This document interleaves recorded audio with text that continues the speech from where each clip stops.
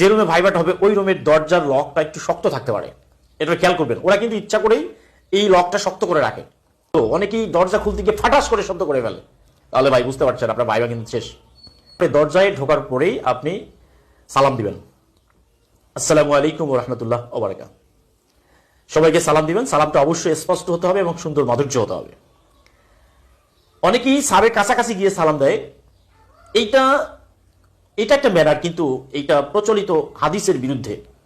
আল্লাহ রসুল বলেছেন আসসালামু কাবলাল কালাম, কথার আগেই সালাম দিতে হবে, এটাই নিয়ম। আপনি যেহেতু একজন শিক্ষক, আপনাকে এই বিষয়টা ফলো করতে হবে। আসসালামু কাবলাল কালাম, কথার আগেই সালাম দিতে হবে। আপনি দরজা খুলে সালাম দিবেন, সালাম দেওয়ার পরে আপনি তখন আপনারে তিনি ডাকবেন, ভাইয়া বোর্ডে যারা আছেন তারা আপনাকে ডাকবেন, আপনি কাছে যাবেন। যতক্ষণ পর্যন্ত স্যার আপনাকে বসতে বলবে না ততক্ষণ পর্যন্ত আপনি দাঁড়াই থাকবেন। অনেকে আমরা কি করি, সামনে চেয়ারে গিয়ে বসে পড়ি, অনুমতিও নেই না, এটা কিন্তু করা যাবে না।